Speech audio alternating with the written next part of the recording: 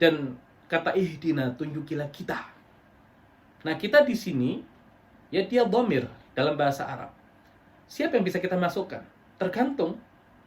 Ya tergantung. Dan bahkan kalau kita ganti ihdini, tunjukilah saya.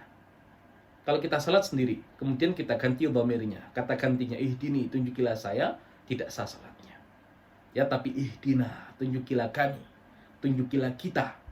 Mau salat sendiri, mau salat berjamaah, ihdina. Dan nah ini, ya berarti seolah-olah kita tidak hanya berdoa untuk diri kita, tapi kita berdoa untuk saudara-saudara kita. Dan kita tahu, ketika kita mendoakan saudara kita, maka malaikat akan mendoakan yang sama untuk kita. Dan berapa jumlah malaikat? Ya, kita tidak tahu. Ya, karena dikatakan dalam Al-Qur'an, wala ya'lamu junuda rabbika illahu, dan tidak ada yang tahu tentara-tentara Rabbmu kecuali hanya Dia. Jadi sebanyak itu malaikat mendoakan kita. Ketika kita membaca ihdina, meminta petunjuk kepada Allah tidak hanya untuk kita, tapi untuk saudara-saudara kita. Dan bayangkan, kalau ihdina as-sirat al-mustaqim tanpa melalui perantara huruf jar, bagi kita yang beriman, berarti kita doakan seluruh orang Islam yang ada di muka bumi ini, miliaran orang.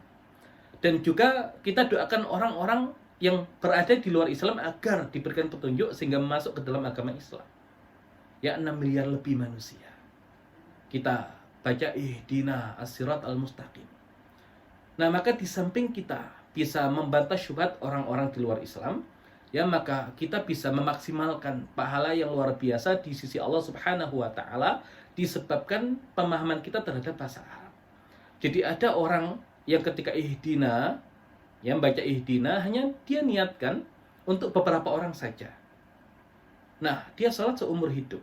Dengan orang yang ketika baca ihdina dia niatkan untuk seluruh manusia yang muslim maupun yang kafir, karena kita boleh mendoakan orang kafir untuk mendapatkan petunjuk. Sebanyak itu. Dan sebanyak itu juga malaikat mengatakan, dan bagimu yang semisal. Kita mendulang pahala yang luar biasa. Disebabkan apa? Pemahaman kita terkait bahasa Arab. Maka sepenting itu bahasa Arab. Dan insya Allah ya bahasa Arab itu mudah untuk dipelajari.